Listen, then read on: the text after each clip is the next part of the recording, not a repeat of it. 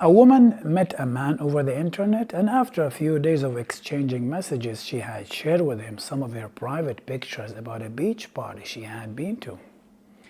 Well, after a few days of exchanges, that person went ahead and shared with all his friends her own private pictures. She felt betrayed. She felt ridiculed.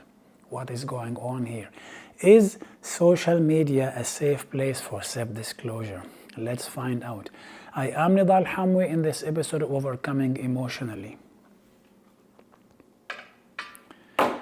In Overcoming Emotionally, we aim to relate through sound relational lenses, the lenses of bonding, distinctness, integration, and levelness. My friends, I did say that social media is awesome because it allows us to communicate. I owe social media for being able to communicate with you right now. Social media helps with the exchanges of written, audio, and visual messages. But with that ease of exchanging messages, the threshold for emotional pain and harm has been reduced. How? Through three mechanisms. First, the improper self-disclosure. Second, the decline in self-value. Three, the exposure for social influencing. First, let's talk about the improper self-disclosure. My friends, we have shared in earlier episodes of Overcoming Emotionally that self-disclosure is a very important process because it is the road, it is the bridge that leads us to experiencing love, empathy, and healing. We did mention that before we disclose ourselves, we have to establish trust with the receiver. And how do we establish trust? We take risk.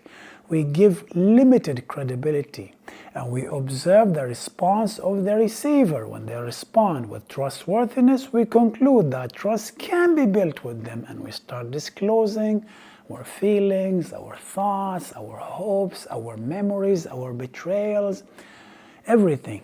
My friends, self-disclosure should be done only after we have established trust. And self-disclosure is done gradually, slowly, in the amount the relationship can afford to tolerate. But what happened in social media? First, self-disclosure on social media is fragmented because you are never really able to disclose to the same person in the amounts you want consistently. So self-disclosure is fragmented. Second, self-disclosure on social media is done to a large group of users, potentially hundreds, maybe thousands and tens of thousands. And those users are scattered everywhere in the United States, all over the globe. Some of those users are not trustworthy. When you are disclosing parts of yourself for that large number of people, and some of those receivers are not trustworthy, they can take that disclosure or turn it against you. They could use it to ridicule you, to reject you, to condemn you, to scatter your privacy and nakedness in front of others. Very difficult situation. Also, when you're disclosing on social media, you are receiving from the users, the receiving users, you are receiving written messages many times. And when you receive written messages, you are not able to experience the non-verbal cues of empathy, of love, of healing.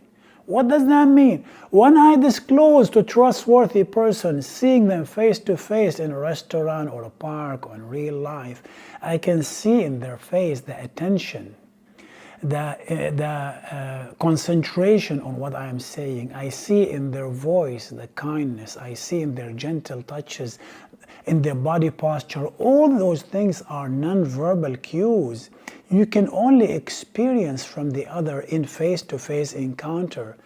Written messages cannot simply transfer those kind of cues, and you are not able to receive the empathy you want, the love you want, the healing you want through social media disclosures and receiving written messages of others. I am not condemning social media or social media users, for they can provide some form of support, but real self-disclosure, real experience of empathy, hearing, love is all experiences that require face-to-face encounter.